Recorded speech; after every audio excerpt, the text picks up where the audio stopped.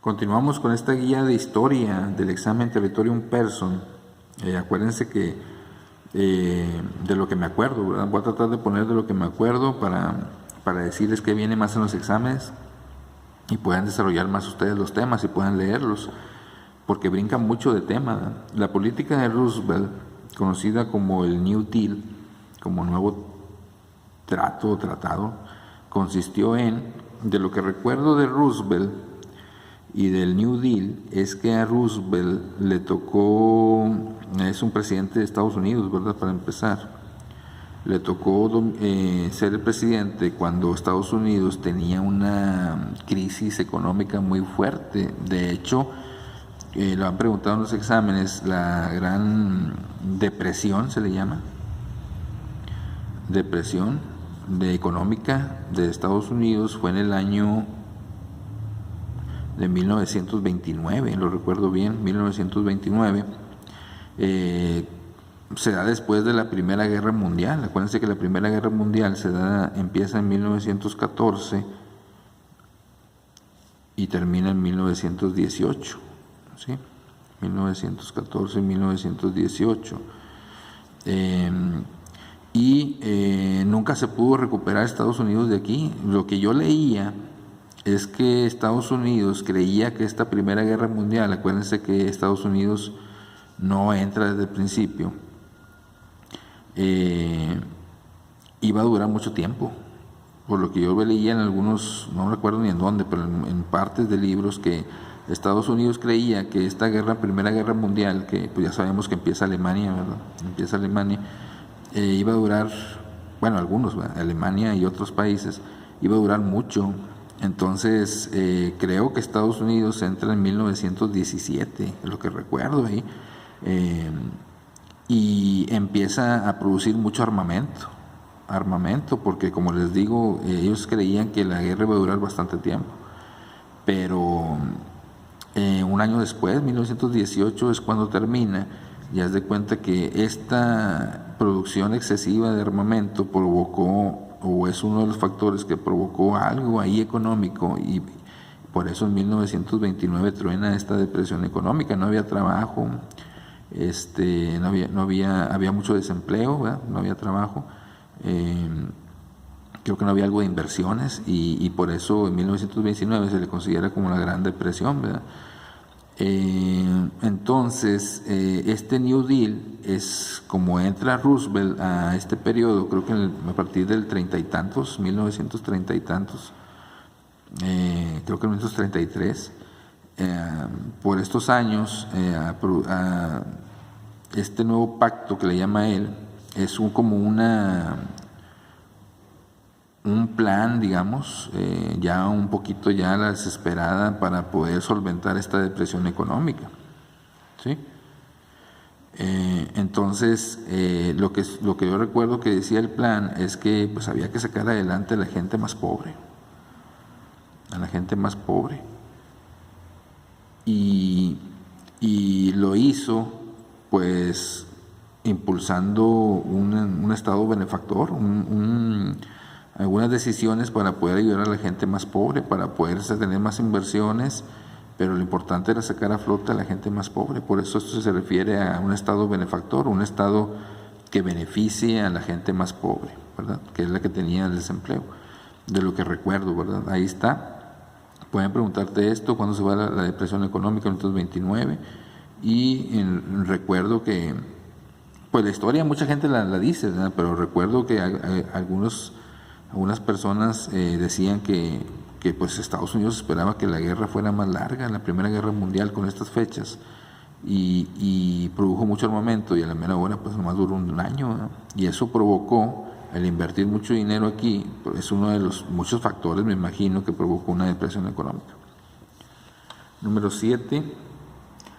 El representante del rey de España en América durante 3 siglos fue él. Bueno, eso le había dicho en otro ejercicio. El representante del rey en España en América, la principal o la más importante autoridad, representante directo del rey de España, pues lógicamente el rey no podía estar acá, ¿verdad?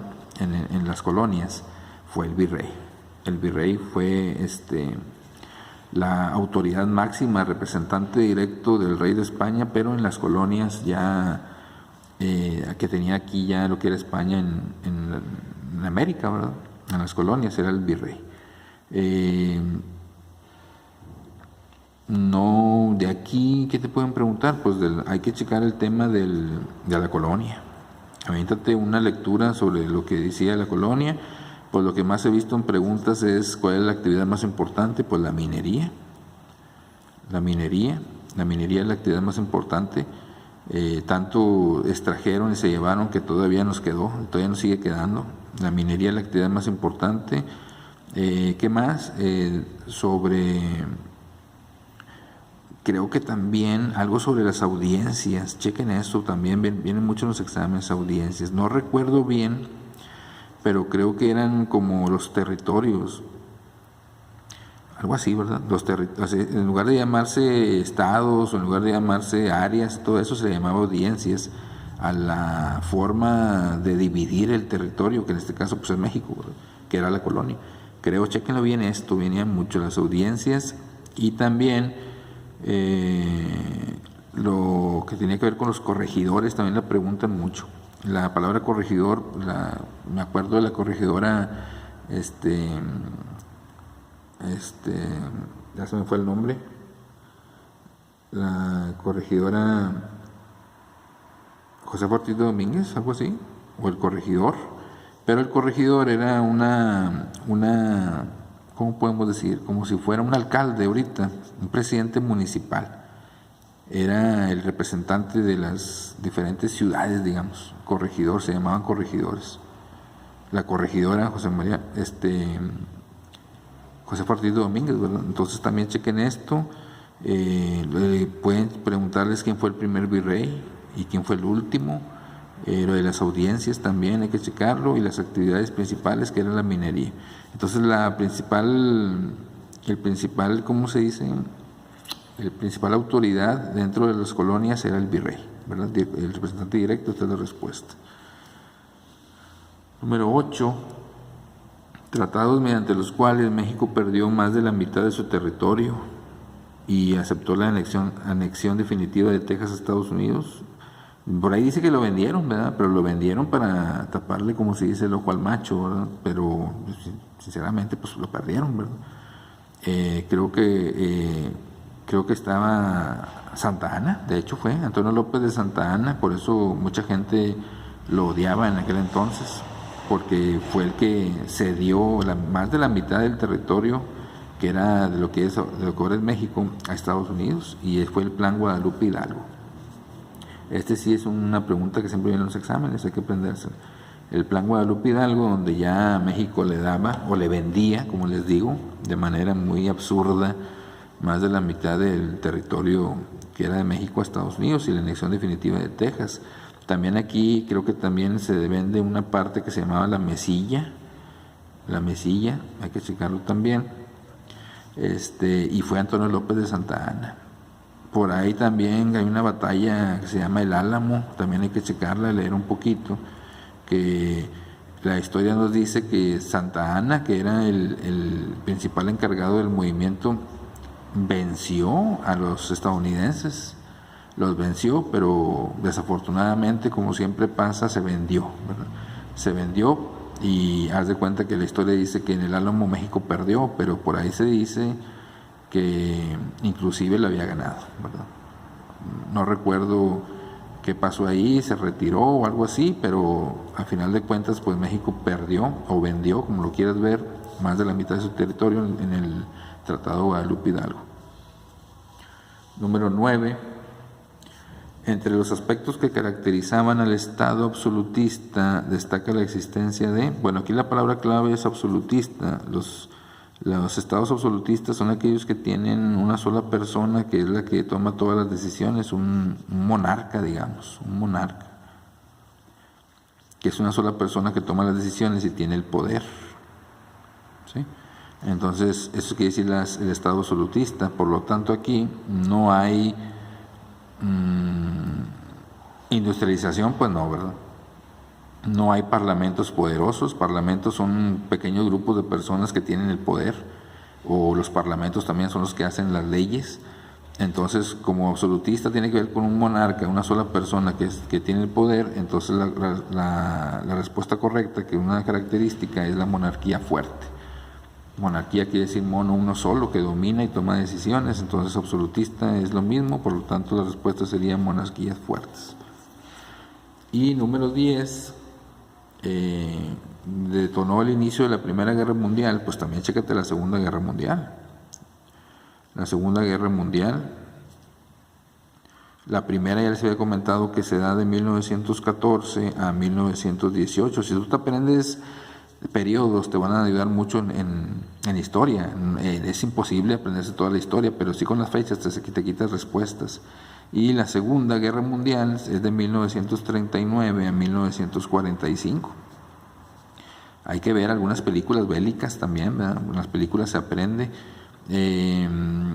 Aquí el principal, digamos, personaje de la Primera Guerra Mundial fue Rusia, o la Unión Soviética en aquel entonces. Pero en 1917, lo que yo recuerdo, un poquito antes de terminar la guerra, le dicen a Rusia: vente acá a casa, ¿verdad? Vente para acá para la casa, porque acá ya se levantaron los bolcheviques, ya se levantaron en armas, entonces necesitamos ser parte del ejército acá. Por eso Rusia en 1917, un año antes de que termine la Primera Guerra Mundial, tiene que salirse para regresar a poner orden en su casa, ¿verdad? Con el levantamiento de los bolcheviques. Eso es lo que te puedo yo decir para que tengas alguna idea clara de todo esto. Y aquí dice que detonó el inicio de la Primera Guerra Mundial. Eso sí me acuerdo muy bien, porque nos decían nuestros profesores de aquel entonces que hubo un asesinato. Un asesinato que probablemente se hizo adrede, ¿verdad? Para que todos les dijeran: pues tú fuiste, o yo fui, o por qué me lo mataste, y empezó la Primera Guerra Mundial. Fue el asesinato del archiduque Francisco Fernando